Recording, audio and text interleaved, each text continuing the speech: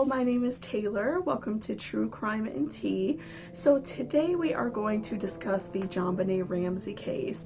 This is something that has been intriguing me for years. I've watched, so many TV specials and documentaries and YouTube videos about it. I find it very interesting, and so today I wanted to do a deep dive and just see what other opinions we can form about this subject, what else we can find out, and just kind of go over the case in detail. So grab yourself a hot beverage and then we will go ahead and get started. So let's start back from the beginning. So JonBenet was born on August 6th in 1990. Her parents are John Ramsey and Patricia or Patsy Ramsey. Now, John was the president at Access Graphics, which is a computer design company, so he was like the head, guy in charge. He was also in a previous marriage and had 3 other children, Elizabeth, Melinda, and John. And Elizabeth unfortunately passed away from a car accident in 1992. John married Patsy in 1980. He was about 13 years older than her, but he thought Patsy was like the absolute perfect package. She was a perfect woman. She actually was a beauty queen. She won Miss West Virginia in 1977 in a beauty pageant, and she also had a degree in journalism from West Virginia University as well. They had their first child together in 1987 named Burke, and of course a couple years later in 1990, JonBenet.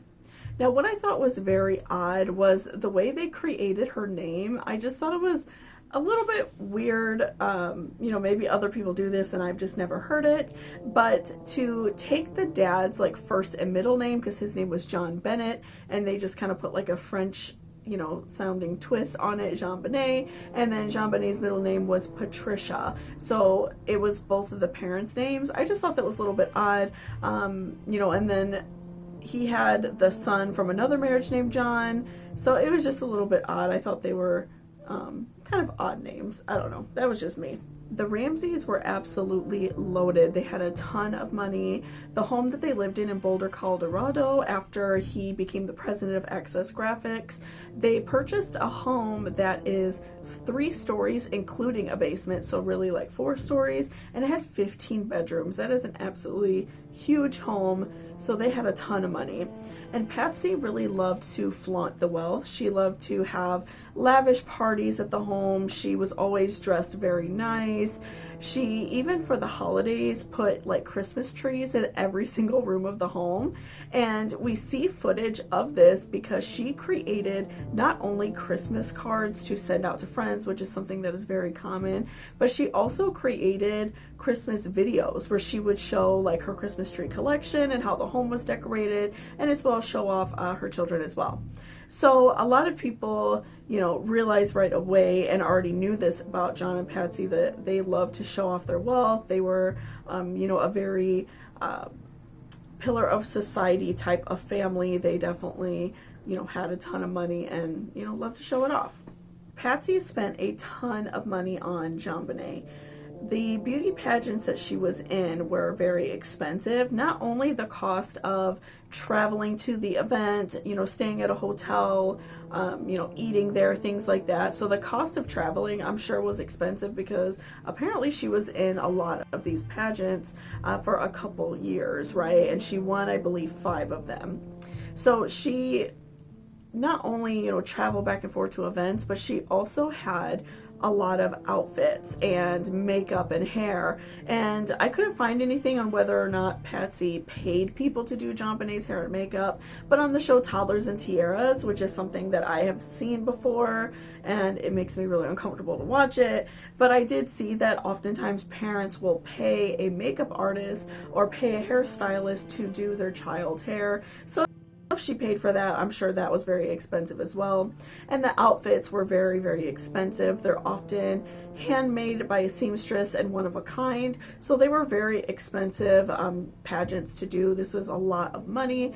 Now, I know for a lot of people in certain groups, I feel like it's mostly in like the South where they have these pageants, and I know that they're supposed to help a young lady get into college and kind of widen her range of social network, where she could get to know more people. But a lot of people find these pageants to be very wrong. They don't think that it's right to over-sexualize your child to that degree. So a lot of people really do have issues with these pageants because, you know, you could see that they're all, you know, covered in fake tanner and all the makeup and heels and sometimes a little bit skimpy outfits. So a lot of people have issues with these pageants, and so that is what makes this case so interesting, that she was involved in these pageants, and that is something that, you know, you don't hear very, you know, often about. Patsy even had JonBenet doing side performances. We even have footage of JonBenet performing at their local mall just a couple days before she passed away. It's the haunting last video of little JonBenet Ramsey singing "Rocking Around the Christmas Tree." The date is December 22nd, 1996, just 3 days before she was brutally murdered. On Christmas Day in 1996, the Ramseys attended a Christmas party at their friend the Weght's house. Now remember them because they are going to come up later on in this story a couple times, okay? Now, JonBenet supposedly fell asleep at this party, and they, you know, she slept on the ride home. They took her right home and went to bed. That's what the Ramseys claimed happened. And I could totally see this happening. I don't have children myself, but I have had friends where their kids may fall asleep on the couch and then they just pick them up and carry them right home. That happens often with young children, so I could see that happening, right? So everybody came home and went to bed after this Christmas party, and Patsy claims she woke up at around 5:30 in the morning to get up and get some coffee going and start getting ready for the day, because her and her family were actually going on a vacation on their personal plane. They had 2 personal planes and a yacht. They were going on vacation the day after Christmas. So Patsy got up earlier than everybody else, she says, to, you know, put coffee on and get ready for everyone else. Now, her bedroom was up on the 3rd floor in the master bedroom, and JonBenet and Burke's, as well as their other children's bedrooms, were on that floor. John's children from a previous marriage, but they weren't there. I'm assuming that they just came there sometimes and visited, but their rooms were also on that floor. And then the bottom floor was like the kitchen and living room and things like that. So Patsy came from the top floor down a spiral staircase and saw a 3-letter note on her stairs, and she picked it up and quickly realized that this was a ransom note. So she ran to JonBenet's room, which again was on the 2nd floor, saw she wasn't there, and ran back up to tell John on the 3rd floor what was going on. So you can imagine, you know, in a really big house like this, it taking a while for all of this to happen. Now, Patsy called the 911 at 5:52 a.m. and this is what her call said. Police. What's going on? 515th Street. What's going on there, ma'am? We have a kidnapping. Hurry, please. Explain to me what's going on, okay? There's a note left and our daughter's gone. A note was left and your daughter is gone?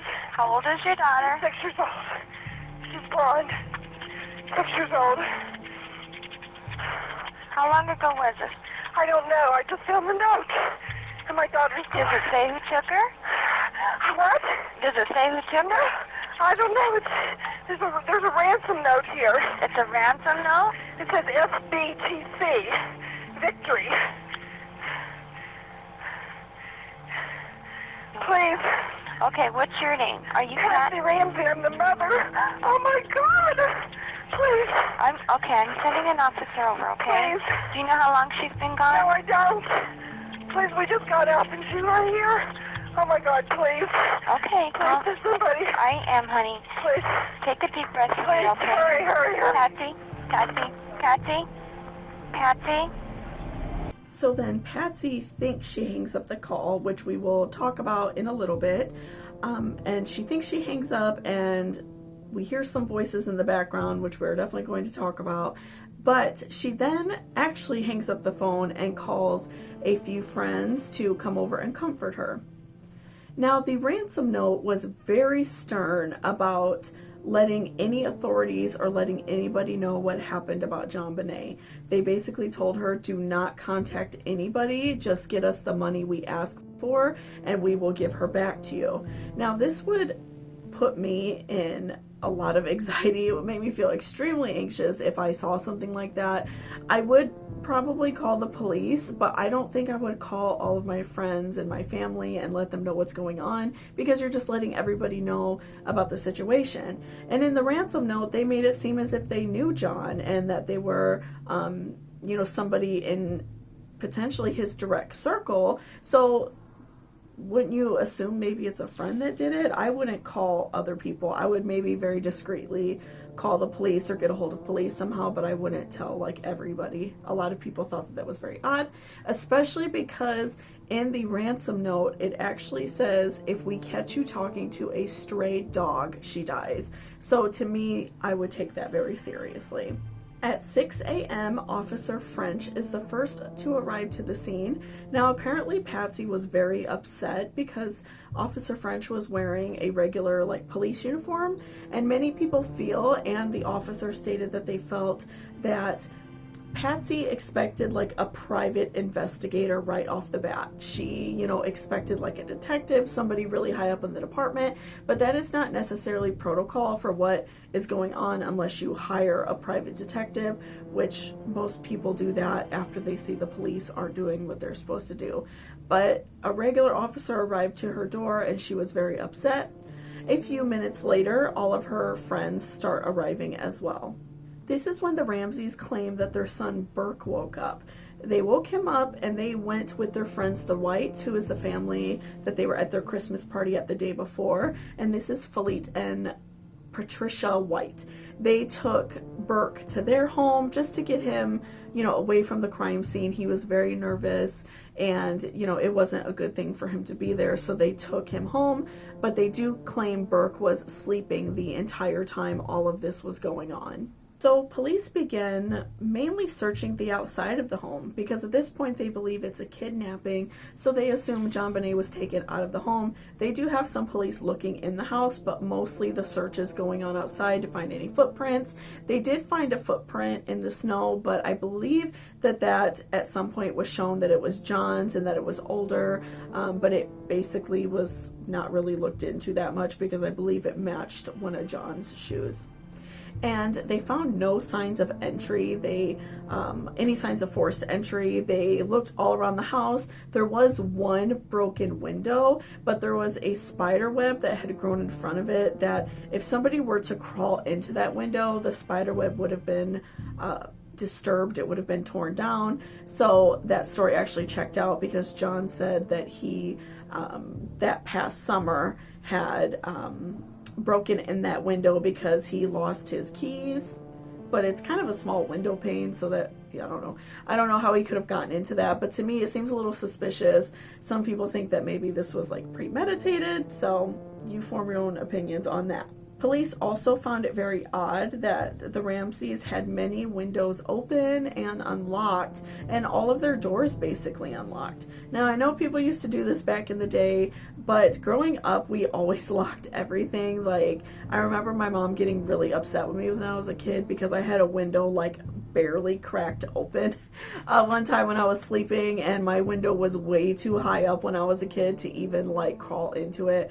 But, you know, I don't know. If I lived in a home like that where it had 15 bedrooms, and as you could see in Patsy's Christmas tape, they had a lot of very expensive items in their home, I would lock up that house. So it seems a little bit odd that their house was unlocked, but I know, you know, back in the day, a lot of people used to leave their doors unlocked. And again, their alarm wasn't set either. So that just seems a little bit odd, but, you know, I know people used to do that.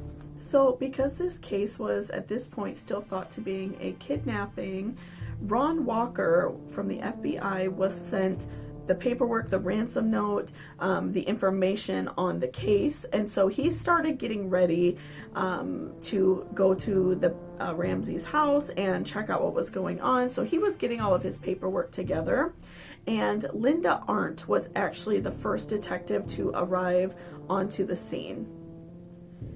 Now, one thing that is really something I feel like that's often looked over, but to me it's somewhat alarming. Like, after I heard this, I didn't hear this for a while.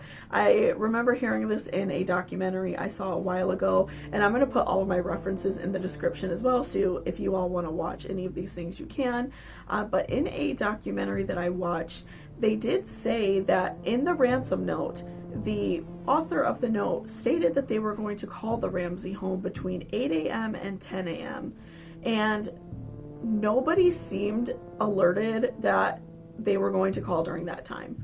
And I'm quite sure Patsy and John read the note, and the police. So the fact that neither parent or the police said anything about this call or were upset that they, the perpetrators didn't call was very alarming to Linda right away. I thought that that was very odd as well, because if my dog was missing, I would be like having my phone in hand, hoping somebody would call me from, her dog tag, right? So if I had children and they were missing and they said they were going to call that time and they didn't call, that would be a huge, alarm going off in my head that something was wrong. So the fact that they didn't even worry about the fact that nobody called during that time is very suspicious. Linda was also starting to get very worried because John had disappeared from the home at around 10:30 a.m. He claimed during this time that he went to his study at work, and this has never been proven or disproven. He actually came back at around 12 p.m. noon. So Linda Arndt noticed that John was very agitated when he came back. He was very visibly agitated. He was kind of just moping around the house, and he clearly was very upset. He even walked into the kitchen and was looking at his mail on the kitchen counter. And so he was just being very irritable. And so Linda actually decided to tell John, let's search the house from top to bottom. Let's go through every room just to make sure that she's not hurt, because they had a huge home. So that was always a possibility, and the police hadn't really searched, again, too much in the home at this point. So she, tells him, let's go look around the house and see what we could find. And also, this was just to keep him busy because they didn't want him to go missing again. And they knew Patsy wasn't going to go missing because she was in the living room being comforted by their pastor and all of their friends. So they knew she wasn't going to go anywhere, because it would be odd if she just got up from her social circle and ran off. But John was kind of more in and out of the house and walking around, so they were more worried about him leaving. So apparently John grabbed his friend Fleet White, who had come back to the home after taking Burke to his home, and he apparently grabbed Fleet and they made a beeline for the basement. John was straight to the basement and walked downstairs and opened the door to their wine cellar that was previously locked and shouted, "I found her." Now, police had looked at this door, but because it was locked, they kind of just walked right by it and just ignored it. So that's a little bit odd as well, that they didn't try to get this door open, but okay. And a wine cellar is very dark, because wine will go bad and not be sweet anymore if there are lights on it. So this is a very dark room. The light from the hallway, maybe you could see a little bit in, but it's still going to be a very dark room. So it immediately struck Fleet as odd that he said he saw her before you could really even see her. So this was a very suspicious thing to me as well, because you really couldn't see her in there, and she was a little bit far back into the door. It's not like he opened the door and it bumped into her. Again, this room is very dark, and John flicks on the light, picks up JonBenet, and carries her upstairs and puts her on the floor in the living room. So here they had JonBenet basically laying on the floor in a high traffic area of their home, where people that were not involved, people that shouldn't have been there, were walking around. DNA is getting everywhere. Footprints are getting everywhere. It's just not a good situation, right? So the Boulder police have since gone under a ton of scrutiny because of this. Because number one, they did not properly tape off the crime scene, which I don't understand why they didn't do that. But they basically were ordered by the district attorney to take it very easy on the Ramseys, because you were in their home and don't treat them like victims. But you still have to tape off the crime scene. You still have to do things in proper procedure. So I find this very odd, and I know a lot of other people do find that very odd that they went so easy on the Ramseys. They didn't tape off the crime scene. They let all these people come in and out of the house, take their son somewhere. Many people find this very suspicious, and I certainly do as well. So the next day, JonBenet's autopsy was performed. I'm going to read a little bit just because it's a lot from her autopsy, but I'm going to read a little bit what the autopsy stated. So it was stated that she had several injuries, mainly abrasions on her jaw and many different injuries on her face, a lot of little like scuffs and things like that. She also had petechial, I'm really bad at pronouncing stuff, hemorrhages in her eyes, a massive skull fracture, and bleeding and bruising of the brain. She had a white cord tied around her wrists and another white cord tied around her neck, double knotted around a wooden stick to create a garrote, which is a device used to strangle somebody. She had an empty bladder, but blood and urine in her underwear. She also had a small amount of undigested pineapple in her stomach. So at the time, they determined her death to be caused by strangulation, although she had suffered a severe blow to the head that knocked her unconscious previous to that. It was also in the autopsy that DNA from an unidentified male was mixed in with the blood in her underwear. They also determined that sexual abuse had taken place that night, but it had also been going on for a while. They found signs that it had been going on for, a little while. And what I feel like the most frustrating about this case is that is not talked about that much. It's not even in one of the books that I read about her. It's not even mentioned. So the fact that they kind of, I feel like, blew that off to the side and haven't really looked that much into that is very frustrating to me, because that must have been very damaging and very hurtful for JonBenet to go through for a while before she had even passed away. So at this point, many people had started to become very suspicious of the Ramseys. They were not initially questioned like normally happens at a crime scene. They will separate anybody who was in the home or at whatever place the crime, happened. They will separate everybody, take statements, ask questions, find out exactly what happened, and then the police will come back together and put the stories together and figure out what's going on. That didn't happen. And the Ramseys got a lawyer almost immediately. Before any questioning happened, they got a lawyer. Now, Burke was asked a few questions by police, but nothing major. It was very easy questions. And they actually did not have a full-length interview until about 5 months after JonBenet passed away. So in a 2016 CBS documentary, they talked very heavily about the ransom note, and I found it very interesting. I feel like they went into great depths about it.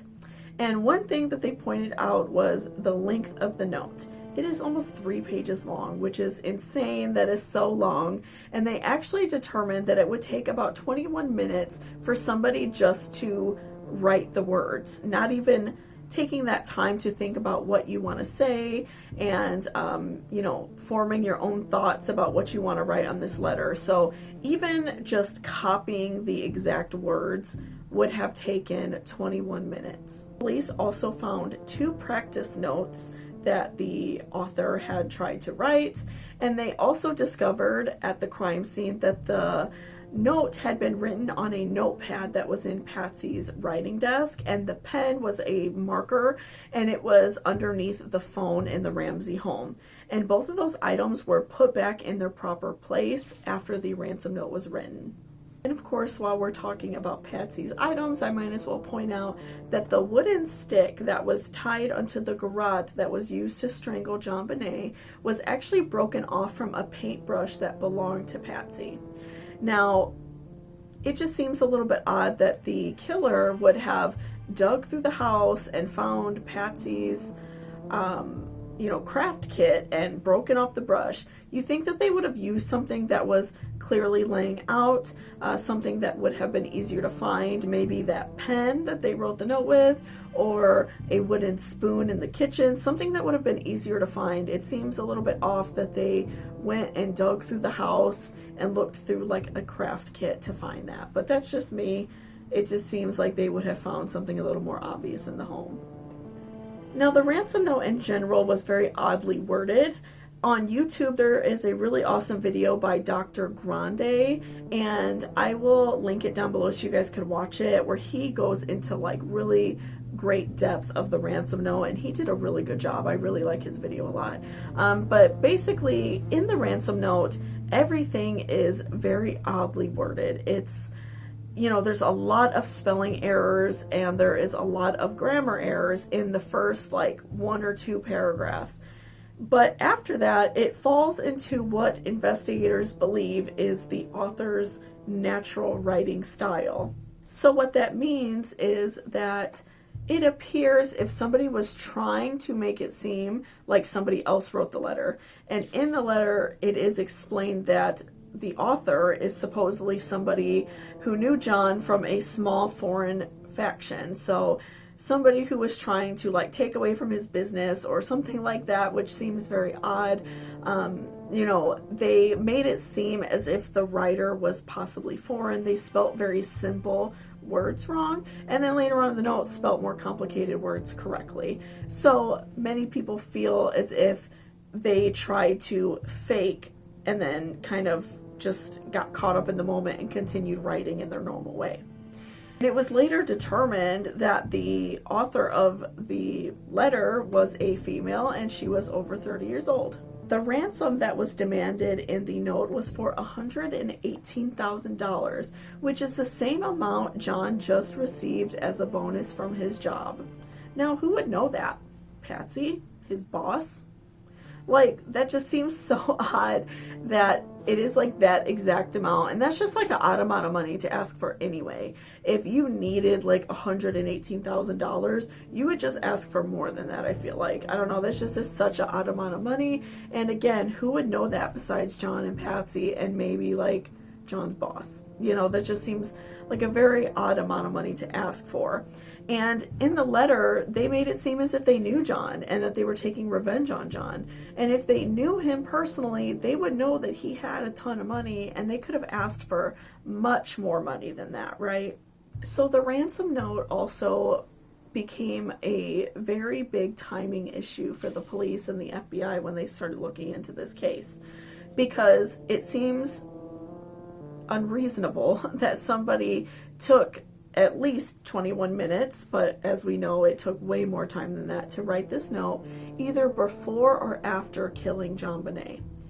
And it would show if the person broke into the house with the intentions to kidnap JonBenet, wrote this letter, put everything back where it's supposed to be, went and found the paintbrush, all of that, did all those things, and then was, maybe intending to kidnap JonBenet and then killed her, that would show somebody who's very disorganized.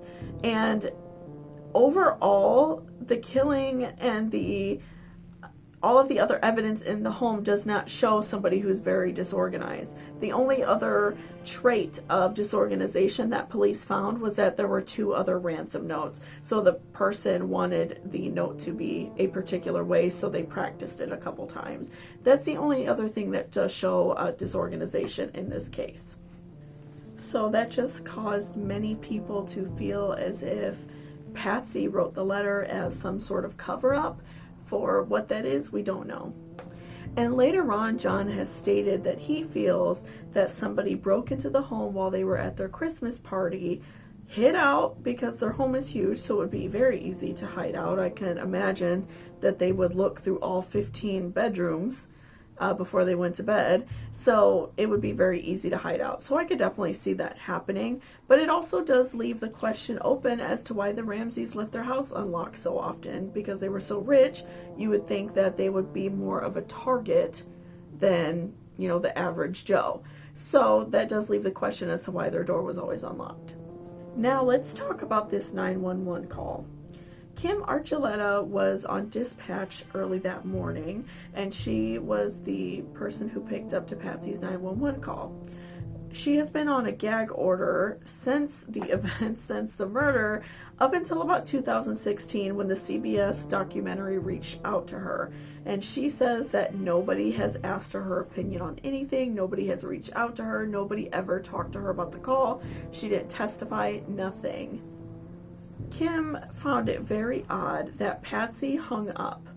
Most people stay on the line during a 911 call because that is like their lifeline to the police, especially if you're in immediate danger. And if you feel that your child was kidnapped, wouldn't you feel in danger also yourself? You may feel that somebody's still in the house or that something's going to happen, especially at 5:30 in the morning during the winter. It's still going to be, pretty dark out. So I would also feel worried. So I definitely wouldn't hang up, but Patsy did hang up, or she thought she hung up, and this is what the rest of the call sounds like. Patsy? Patsy?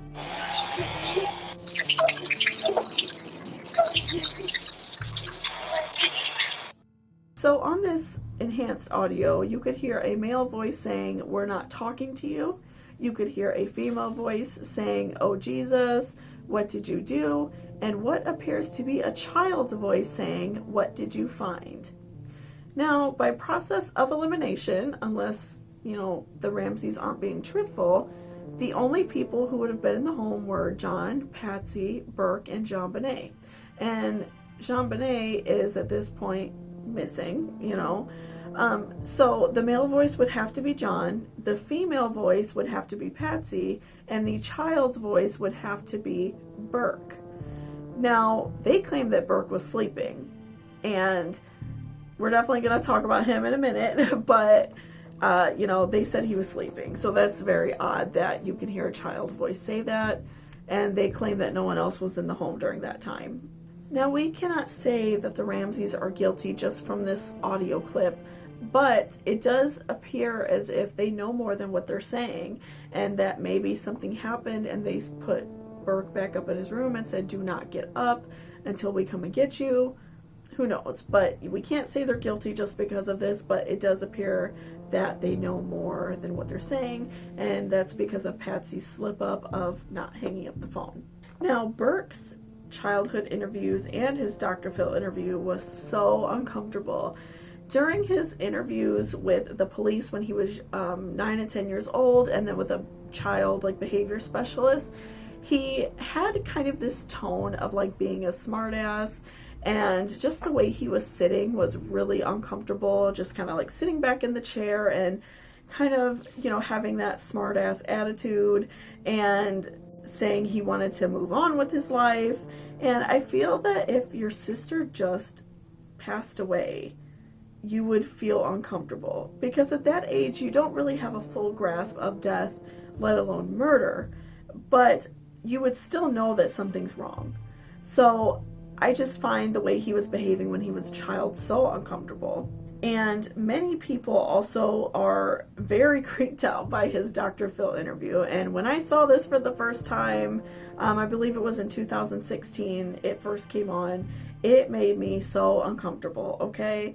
He is on there the entire time smiling, and his eyes, the dilation is really small, so his pupils are very small, which of course can be brought on by bright lights, which I'm sure was on because he was on television, and also because he was uncomfortable. But it just made so many people uncomfortable that he was smiling. And when Dr. Phil asked him the question of what would you say if people blamed you for the murder, and he didn't really seem sad, he just was like, well, look at the evidence. And I don't know, I just feel like now at this point he's a grown man, he's had 20 something years to process this. Wouldn't you at least say I feel really bad this happened, but I had nothing to do with her murder? There is a much different way where he could have approached this. And Dr. Phil did later on say that Burke has had barely any socialization since the time this happened. His parents basically pulled him out of school. He was at home all the time. He really didn't have friends. And apparently now he works from home.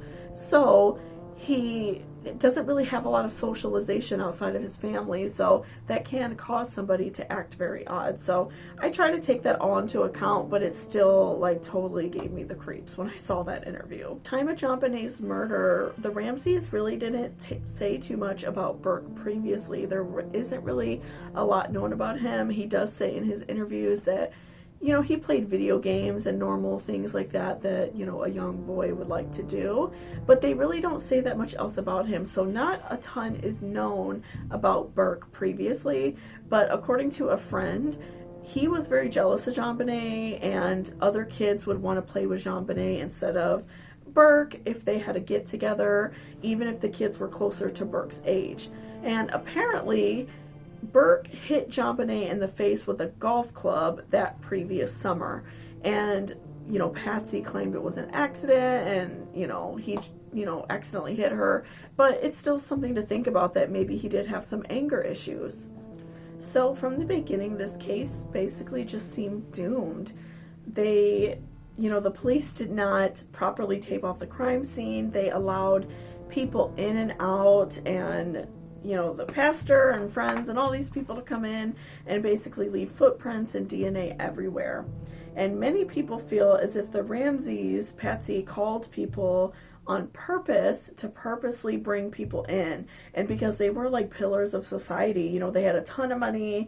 Some people feel as if they paid off the district attorney to basically go easy on them. So they weren't really looking that hard for JonBenet. They were basically just like looking outside the home for so long that she was just laying in that wine cellar for so long. So many people feel as if, you know, all of that was done on purpose, and that allowed John to find the body and then bring her upstairs and lay her on the floor, which is so odd. Like if you found your child hurt or murdered, wouldn't you lay her somewhere comfortable? Like, I know she passed away, and I know that has got to be such a weird feeling and such an uncomfortable feeling, but laying her on the floor just seems so cold, especially because you're in your home. You're in a place where there's furniture, and even like, I would even look at it differently if he laid her on the kitchen table or on a counter, but he laid her on the floor. Like, that just seems so cold and distant and just odd, right? And I also read, this was only in one of my sources, but I thought I'd still throw it in here, but allegedly police told John and the friends and all the people looking to not touch JonBenet if they happened to find her, obviously to not tamper with DNA, right, or any evidence. But John went against police orders. So I've only heard that in one source, but with or without that order, I feel like it's common sense to not touch her. But again, it was his daughter, and I'm sure that was an extremely emotional moment, so I can try to look past that, but it does seem odd for him to pick her up. The police have also been very heavily scrutinized because on December 26th, when the case went from a kidnapping to a murder, it basically fell back on the police, and they did not want the FBI's help. And of course, that's a very ego-driven move that is, you know, showing the, you know, FBI that we could handle it, but it was clearly more than what it seemed. So it just seems very uncomfortable, and it seems very odd that the police would deny.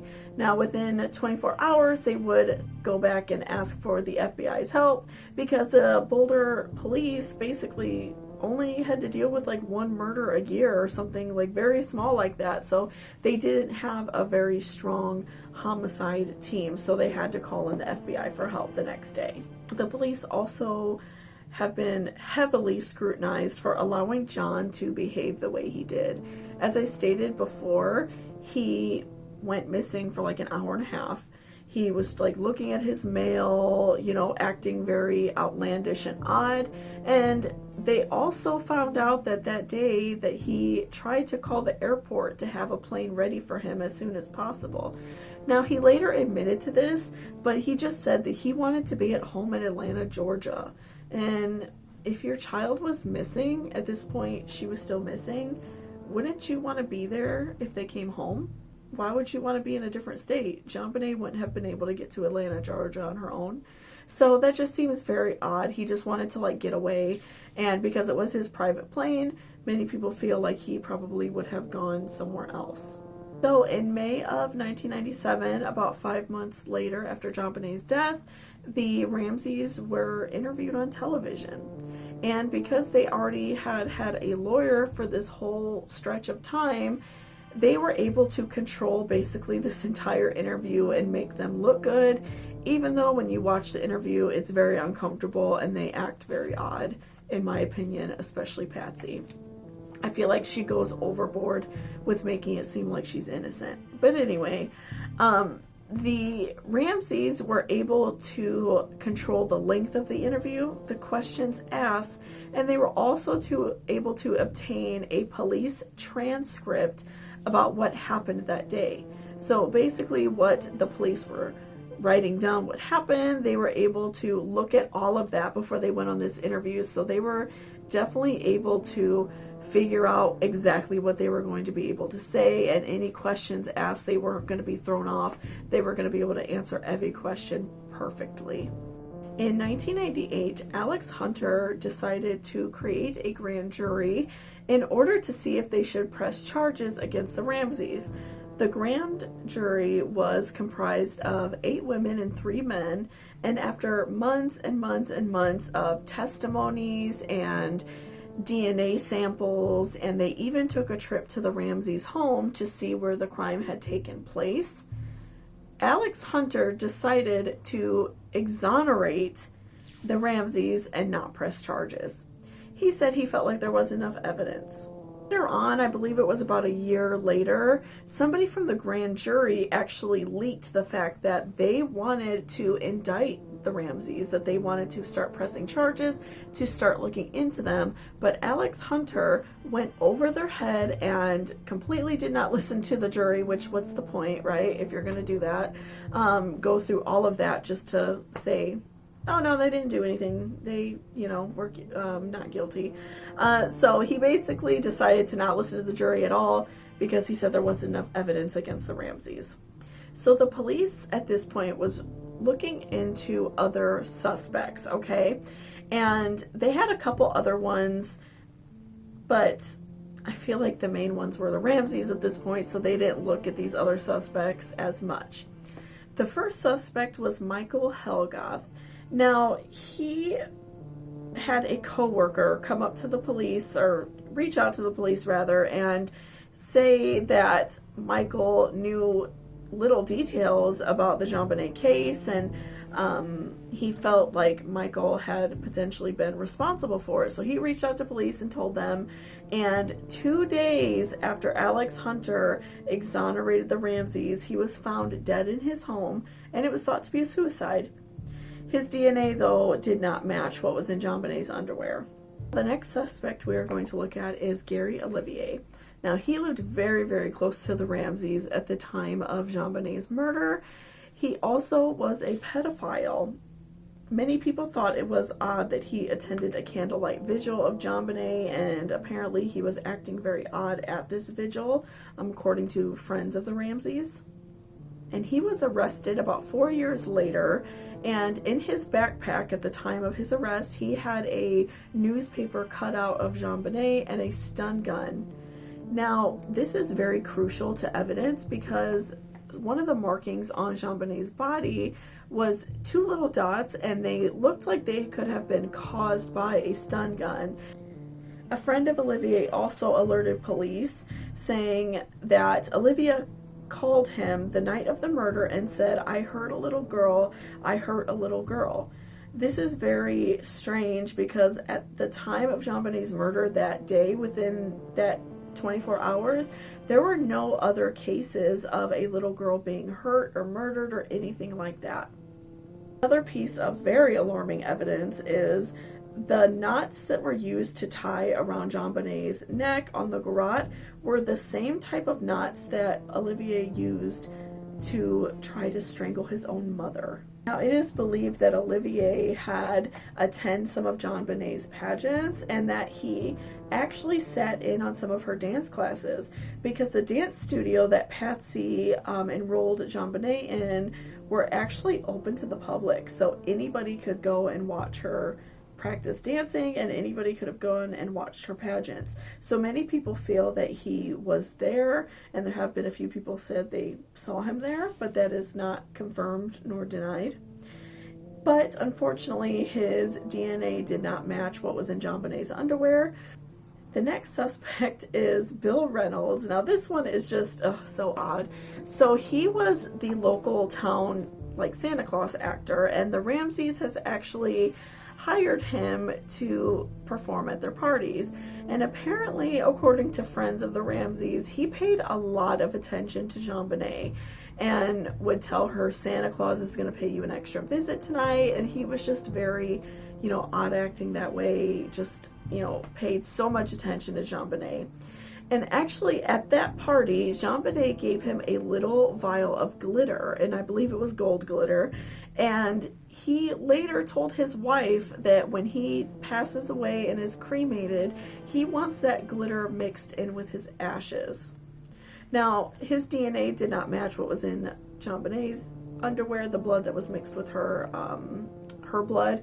But I don't feel that he did it. I feel like he was a lonely, old man, and that he, maybe had a grandfather type connection to JonBenet. But it is very odd, the glitter thing. I don't know. I feel like when there is a murder or a serious crime, I feel like that just brings the worst out in people. And so I feel like that was just something odd he said. That was just really weird. But yeah, I don't feel like he did it. I feel like he was just a lonely old man. But the glitter thing is definitely a weird thing to say. The last suspect was not taken into account until 2006, 10 years after the crime had been committed. And his name is John Mark Carr. Now, John is an absolutely disgusting person. He was a teacher, and he is a complete disgusting pedophile. He was in Thailand at the time he confessed to the murder. He was actually evading American police because he was caught with child pornography, but they actually worked with the Thailand government to get him back here. And he basically confessed to a professor that was making a documentary about JonBenet at the time. He called and confessed, and that man then called the police, and that's how he got caught. But when he came back, his DNA did not match, of course, and he was actually proven, other people that knew him, like family and things like that, it was proven that he wasn't even in the area at the time. So I don't know why he did this, if it was for attention or if he's just a sick individual. Now, what's most disturbing is that he is now out in the world. He is not in prison or anything like that anymore. He has actually changed his name and his gender, and apparently he lives somewhere in the Pacific Northwest, so I would definitely watch out for him if you live in that area, okay? Investigators at one point really stopped looking at the DNA in JonBenet's underwear because the point was brought up in court, and it was brought up by the Ramseys, a lawyer, that touch DNA may have been a part of this case, meaning that JonBenet's underwear, the package of underwear that her mother purchased her, it could have DNA of a factory worker. And if that underwear was made in another country, you're matching DNA to somebody that wasn't even anywhere near the murder. But I guess it would just depend on if that underwear was brand new, just taken out of the package, or if it was how you could buy loose underwear. But usually children's underwear, I feel like, is always wrapped up in packages. It's not like how grown women can go buy, cute underwear separately. It's usually, from what I've seen, in packages. So, it's just, I don't know about that. I feel that they have, really let JonBenet down and really done a disservice to her by not fully looking more into that evidence. Because yes, touch DNA could have been a thing, but I definitely feel like they should have checked into more people, especially because the fact that she was sexually assaulted has basically been swept under the rug. That in many of the things that I've read and watched about her, that was barely even mentioned, except in that 2016 documentary that I've mentioned a few times. They talked about it more in that. So as I stated before, in the autopsy report, they did find a small piece of undigested pineapple in JonBenet's stomach. Now, everything else was empty. Her bladder, she probably, maybe Patsy had her use, the bathroom right before she went to bed, and she immediately went to bed, right? So how would she have that piece of pineapple in there unless she got up and ate it in the middle of the night? And while police were searching the house, they did find on the dining room table, they found a bowl of pineapple with milk in it and then a cup of tea. And on the bowl was only Patsy and Burke's fingerprints. In the documentary I've watched, as well as one of the books I read, they feel that Burke may have gotten up in the middle of the night and made himself a bowl of pineapple, and Patsy's fingerprints could have been on there maybe from doing the dishes, or some people feel that Patsy also maybe made Burke a snack of pineapple with milk inside of it. And so it was heavily implied in one of the documentaries I watched that JonBenet got up and, picked a piece of pineapple like out of the bowl, which I can definitely see happening. I have a younger brother who would do stuff like that to me when we were young, just like grabbed a piece of pineapple, and that maybe Burke got very angry and hit her on the head with the flashlight, because while police were also searching, they did find a large black flashlight sitting on the counter, which the Ramseys claimed was not theirs, which I find really odd because I feel like they are trying too hard to make it seem like they didn't have anything to do with it.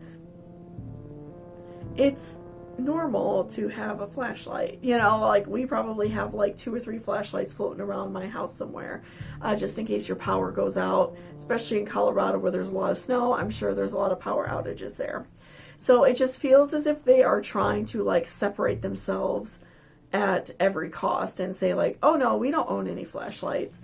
So like saying there's no way that they could have hit her with that. But oftentimes in a murder, they will find murder weapons were in the home already, that the person just picked it up and used it, right? Especially if they were going to kidnap JonBenet and then decided to murder her. So that's very plausible, but they claim it wasn't their flashlight. So it was heavily implied that Burke had, some anger issues, and that it like pushed him over the line when JonBenet grabbed that pineapple out of the bowl, and that he got mad and hit her on the head with the flashlight.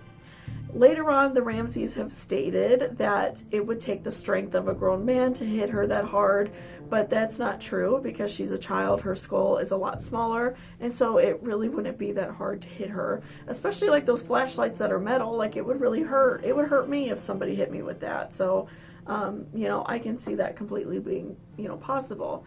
But Burke did go on to sue that documentary for like $750 million. So they, were probably not happy that they implied that he did that. In his child interviews that he did with police when he was younger, right after JonBenet's murder, he also very much like beat around the bush about crime scene photos showing the bowl of pineapple, and also answering the question whether or not he liked pineapple. He really didn't seem to want to answer that question. He didn't want to answer. He eventually did, but he really like beat around the bush when that should be something very simple to answer. Do you like pineapple? Did you have a snack that night? Yes or no?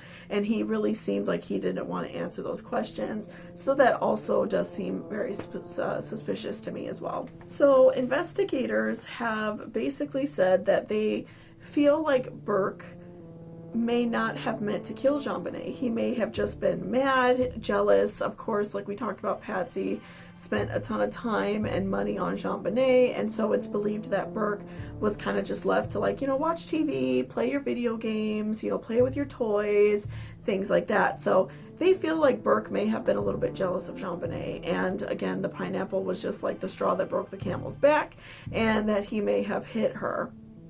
And in the room that is like right next door, I believe, to where JonBenet was found, there's actually a toy train set that belonged to Burke.